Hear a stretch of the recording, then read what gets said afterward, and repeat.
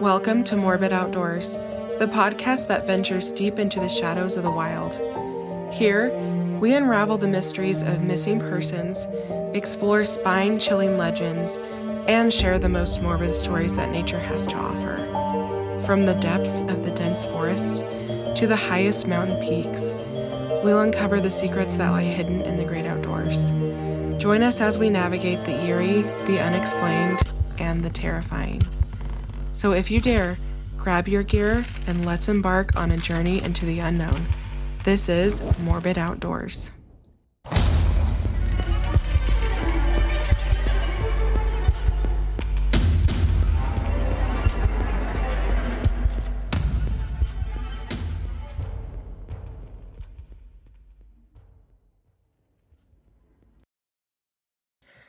Good morning, everyone. I realized that I have not said my name in a while, and so I just want to say I'm your host, Elise, and I am so happy that you're here on this lovely Wednesday morning with me. If you are listening to this on, I want to say October 2nd, I don't know when it comes out. Happy October. It's finally maybe starting to feel like fall where you are at. Last weekend, my husband, dog, and I went and stayed in Park City, and then we went on a scenic drive of Guardsman Pass and did a hike, and the aspens are beautiful. So I really hope you guys are really seizing the opportunity to be outside in this great weather with these great colors, because fall can be so fleeting, but it is one of the most beautiful times of the year. I actually found out that I work really late today and tomorrow, and then I get Friday off, which is so amazing. So I actually am going to be staying in Provo tomorrow night, getting up super early Friday, and heading out on a hike to some really beautiful places near Spanish Fort Canyon. And I'm so excited for that. So I hope you guys find the time and make the time to do some amazing outdoors activities this weekend and enjoy the fall weather. Time to gear up and get outdoors. Let's dive into our case.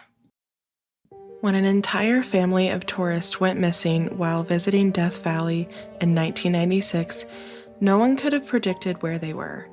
A family member alerted authorities that they were missing, yet no trace of them was found. It wasn't until 3 months later, when their minivan was found abandoned within the park, did park officials put together the pieces of what may have happened on that July day.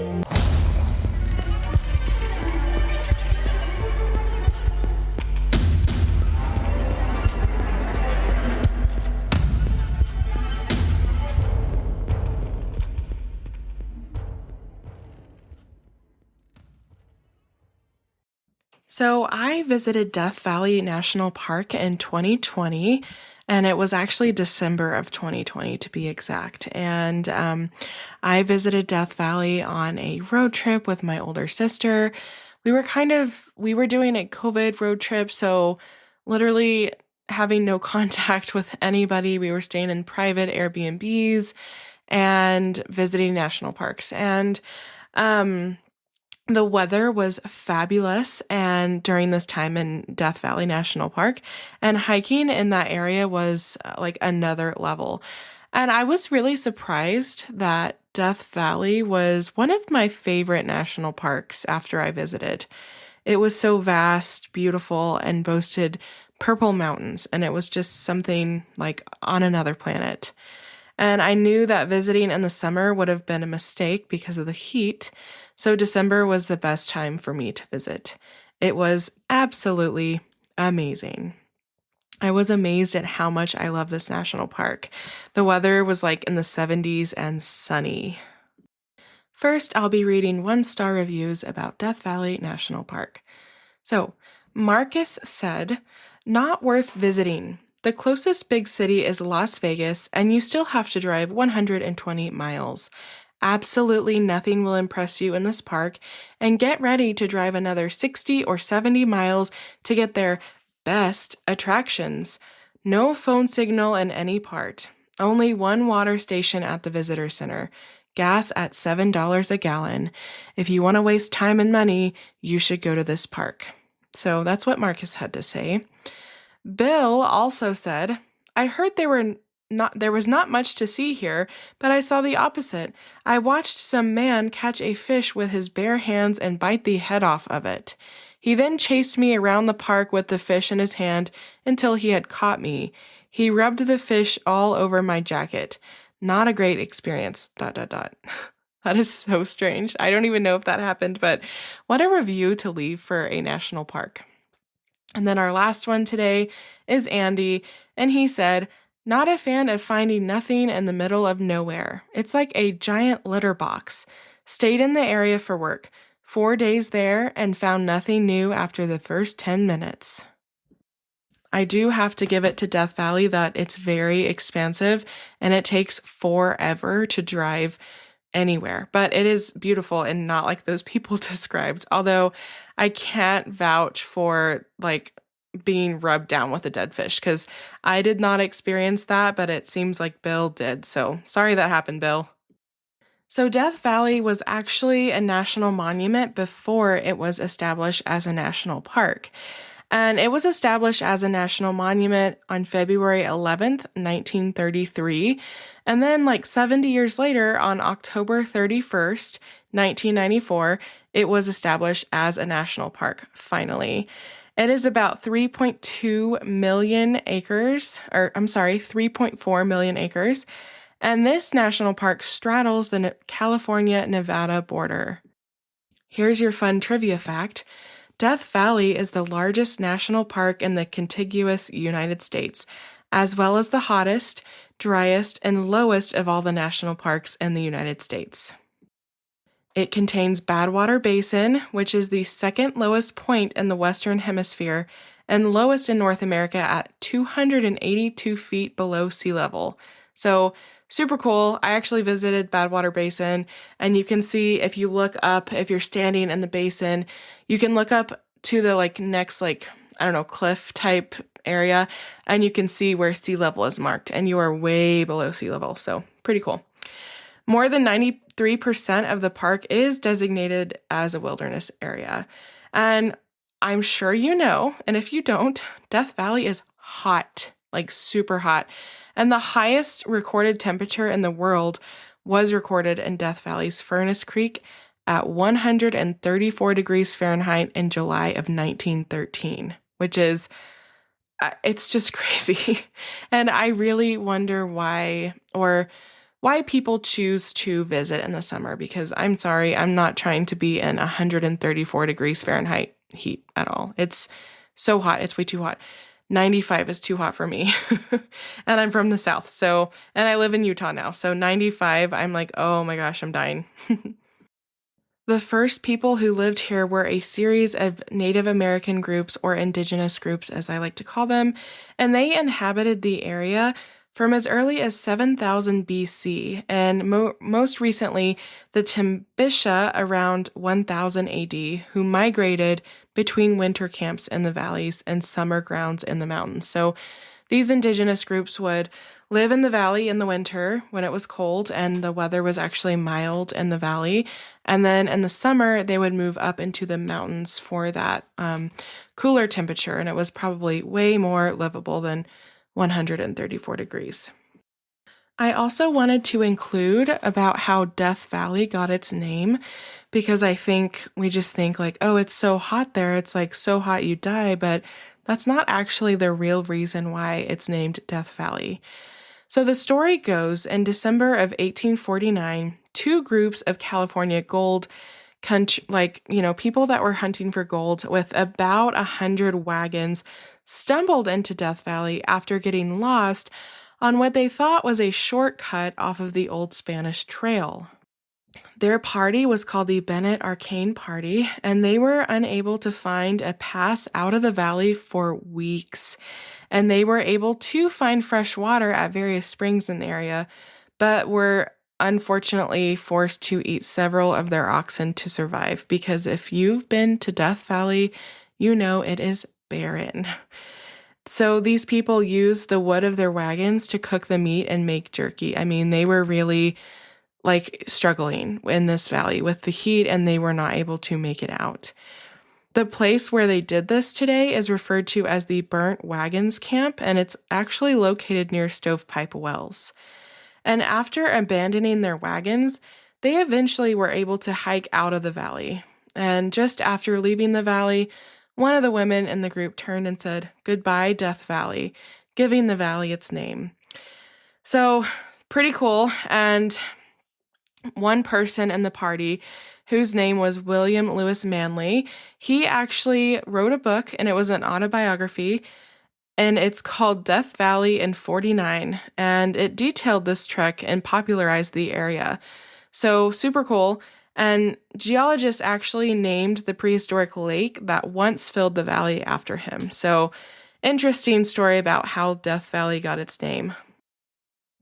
Another cool fact about Death Valley is that the oldest rocks in Death Valley are at least 1.7 billion years old. It's a very old place. And according to the Köppen climate classification system, Death Valley National Park has a hot desert climate. And I probably could have told you that without the Köppen climate classification system. Death Valley is the hottest place in North America, like I said. There's like no surface water and there's not a lot of trees.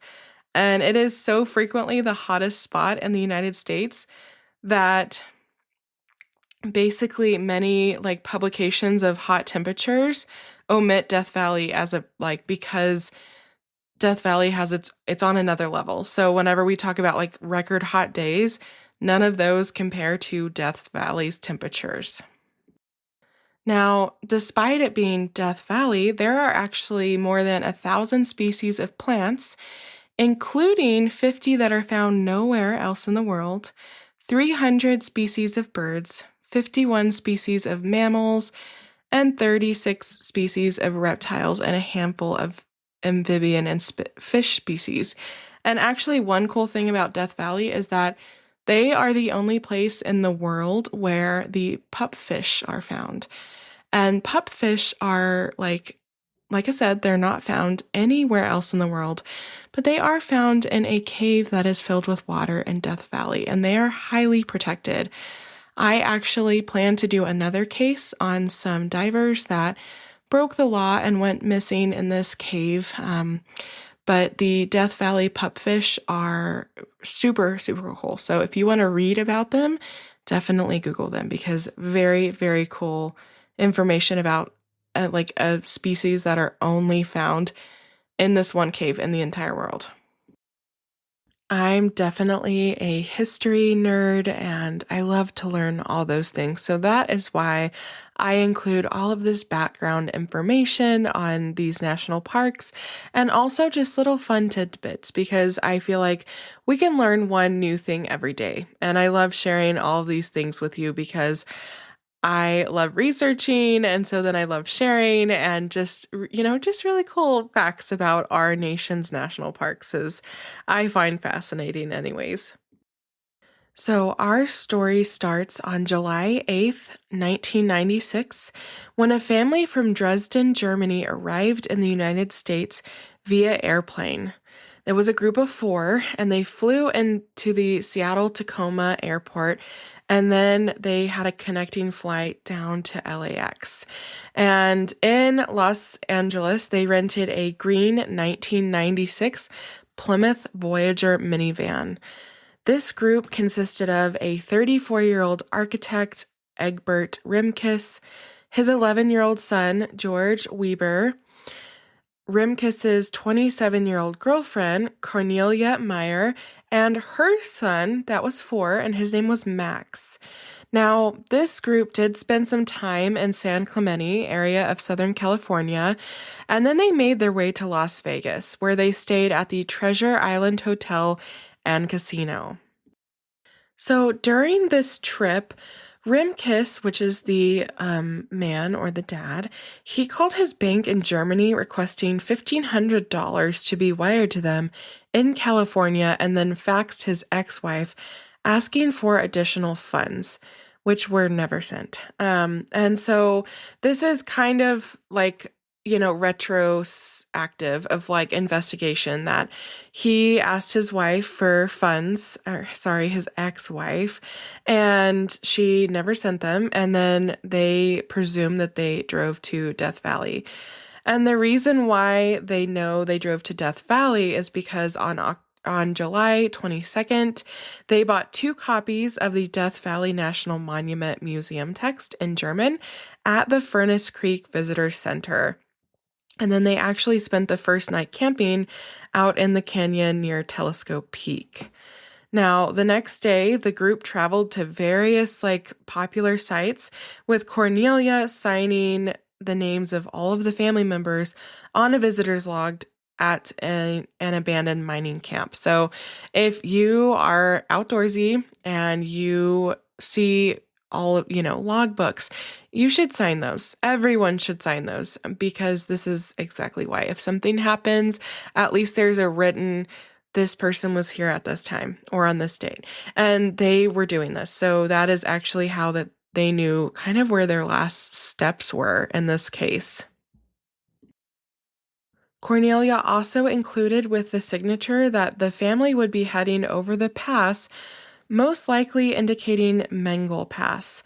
This entry was in German and dated July 23rd, 1996. And this was left in the guest book, kept in a box on a metal pole at this abandoned mining camp. Basically, it was stating that they were heading through the pass. They were not specific. They only mentioned the pass. And it was actually like a dirt trail that crosses the barren Panamint Range, which is a like super barren and desolate mountain range on the park's southwestern border. She signed all of their names: Connie, Egbert, George, and Max. And none of them were ever heard from again. This was the last known location of all 4 of these individuals in July of 1996. Now, fast forward 5 days, on July 27th, 1996, the family was supposed to be on a flight back to Germany from the Los Angeles airport. And Egbert's ex-wife, Heike Weber, she became concerned when her ex-husband and son did not return from their vacation. So she actually began to kind of do some investigating that she could do from all the way back in Germany. And as we all know, the internet was not really like readily available to a lot of people. And so she was making phone calls instead. And there was no evidence that they boarded the flight or had even left the United States. Now, 1996 is pre-9/11, so airport security really wasn't a thing. I mean, if you never flew post or pre-9/11, you could just walk to the gate. Like, there was no TSA, you didn't have to go through security, like anybody could just walk to the gate. So I don't even know if they actually were doing like looking at IDs and all of that stuff back then, because no one knew if this family actually left on that plane or not. And there didn't seem to be any searches started at this time, even though Heike was very concerned about her son's location. 3 months later, in October of 1996, their rental minivan was discovered in a remote area of the park. And this actually, like, I'm shocked that they actually found the minivan, because in the location that it was found, it was desolate. There's no hiking over there. No one goes over there. It's kind of like one of those places in parks where no one goes because there's no reason to go. And the only reason why it was found is because rangers were doing helicopter searching, like routine searches, looking for illegal drug manufacturing labs in Death Valley. And that sometimes happens in Death Valley, or it did back in the 80s and 90s. And it is also a place where Charles Manson hid out for a while, if you didn't know that. So when the Rangers saw this vehicle from the aerial surveillance that they were doing, they of course went to inspect it and investigate why there was a car out here in the middle of nowhere. And upon further inspection of the minivan, they found that 3 of the 4 tires were flat, the wheels were damaged from driving over rocky terrain, and the vehicle had been driven on them for like over 2 miles.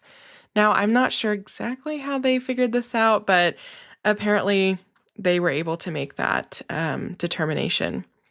The van had been reported stolen by the rental company and was determined to be the one rented to the German tourists. So, kind of like an accidental discovery. The van obviously never made it back to the rental company. They did their routine thing of reporting it stolen, but it wasn't really, I mean, like, I don't even know how they found that, honestly. Like, they found it from a helicopter. That's how remote and desolate this area of the park is.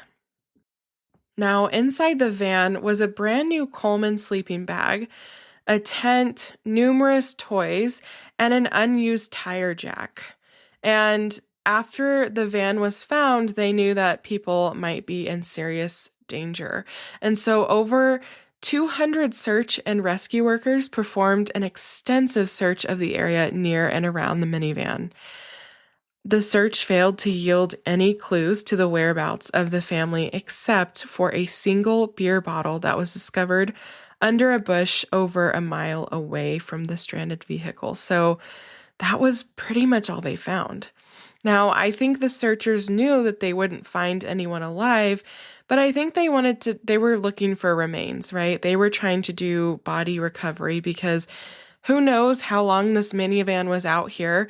It gets so hot in Death Valley, no one can survive that heat without proper, shelter and water and food. And I think they were really just looking for remains during the search and rescue mission. Now, 5 days later, on October 26, 1996, the search was called off for the tourists. Like I said, when they're doing search and rescues in national parks and national forests, they have this, formula for how long a certain individual could survive for a given amount of time based on the weather, terrain, how equipped the person or people were. And once you cross that, it really turns into body recovery, and it's not really a search and rescue anymore. And so just 5 short days after this, they called off the search. This case went cold for years. It was kind of cold from the start, and it stayed cold until 2009, over 10 years later, when 2 hikers who happened to be actual search and rescue personnel, and they were just off duty. Their names are Les Walker and Tom Mahood, and they were off duty and searching for clues as to what happened to this family. Now, a lot of people, when they're not working, they're not working. That's not their job. It's not their life. But these 2 men were passionate and they wanted to know what happened to this family. And they were concerned, and they knew that there were family members in Germany that wanted some answers. And so these guys were just on their off days doing some searching, just them 2. And on November 12th, 2009, they discovered the remains of an adult male and an adult female, along with their identification nearby. So Cornelia's passport and bank ID were both found near the remains. And although DNA was recovered only from the bones of Egbert, authorities claimed they were fairly certain that the bones belonged to the missing tourists. And I think the creepiest thing about this story is that the remains of the children were never officially discovered, except for a sole of a shoe that was possibly from one of the children. That was the only thing found of the children's, was just the sole of a shoe. So basically, what investigators came to believe is that this family was short on time and they were wanting to visit Yosemite National Park on their way back to Los Angeles. And people assume that they attempted to take a shortcut to Yosemite on a route whose difficulty they underestimated. One of the search and rescue workers, Tom, then explored the theory that after their vehicle became stranded in the wash, the family traveled on foot southwards to seek help at the Naval Air Weapons Station, China Lake, where they may have been expecting to find a well-patrolled fence perimeter, which, like, that is kind of a common feature of military bases in Germany. But if you are from the US and you're familiar with how our military bases are, they're not, especially in the desert, they're not well patrolled. And there's not going to be guards all around this desolate, desert surrounding the fence. So basically, that is the theory, is that they were trying to take a shortcut. Their car got all messed up. They knew that they needed to find help. And the two adults set to walk south, trying to get help at the Naval Air Weapons Station. And it's just like, just all the things that could have gone wrong did. Now, the family likely succumbed to heat stroke because the average high temperature in July is 116 degrees Fahrenheit. And it was basically the elements got to them, dehydration and lack of shelter halfway to the base perimeter. So they were only made it halfway before they succumbed to the heat and the elements. And it's a very tragic story. This story, and along with so many other ones that we will discuss in this podcast, it really goes to show that Mother Nature is relentless and can kill. And there's no mercy in the wilderness, and one mistake can lead to peril. Now, not much else is known about the Germans' fates, especially the kids. But this was back in the 90s when, like I said, the internet was in its infancy and it was not accessible. Like, hardly anyone had cell phones. And the phones that they did have, we were not getting online to Google things. And yes, this should not have happened. It's a very, very sad story that 4 people lost their lives in Death Valley National Park. But I just want this to be a cautionary tale that now, with the internet and all of this technology we have, there's no reason for people to make the same mistakes. The internet has so much information, and the national park websites are a wealth of resources for planning a fun and safe trip to our national parks. When I see negative reviews about national parks, most are because tourists did not research and plan their trip to have an enjoyable or safe time. Many parks are going to the timed entry, and a lot of people are just expecting to go. They don't think they need to research. Maybe they've been there before and they show up and they're not able to get into the national park because they didn't have a reservation or they didn't view that entrance was closed. And so I just want everyone to know that every single person on this earth that has access to an electronic device and Wi-Fi or internet, we all have the exact same information at the tips of our fingers. There's no reason why you should go on a trip and hurt yourself or die or put anybody in danger, because if you have the ability to type or talk into a phone or computer, you have the ability to safely and strategically plan your visits. Just this past July, another tourist died in Death Valley National Park due to heat-related illnesses. And it's so sad, but when people don't plan and prepare, it can lead to death. And that's like the extreme, right? But if you're going to be doing these things, you need to really prepare yourself, because you are out in the wild and in the wilderness. And these places are not Disneyland where there's air-conditioned shops and bathrooms and there's park attendants. These are wild, desolate places, and Mother Nature does not give a shit about you. And so I'm not trying to victim blame. I'm just saying, like, we all have the internet. We should do what we can to prepare the best that we can, because shit happens and just one thing can, bam, lead to just a cascade of other really, really bad things. And I wrote this episode a while ago, and since writing it, I actually saw another article out from Death Valley National Park this year that another tourist died, and I think he was riding a motorcycle and wasn't carrying like adequate water, wasn't dressed adequately. He ended up basically I think having to walk some, because I read online that his flip-flops started to melt onto his feet because it was so hot. And that sounds so, so painful. And he succumbed to his injuries and the elements. And so every year it seems like people are dying in Death Valley National Park. And it doesn't have to be that way, and it shouldn't be that way. So I am just, the biggest advocate for being prepared. Maybe it's because I worked for the Boy Scouts for a little bit, but like always, always be prepared. Overpack, be extra prepared, because you really don't know what's going to happen at all. And so I just want to drive this point home, and I'm going to quote Park Superintendent Mike Reynolds. And he says, "High heat like this can pose real threats to your health.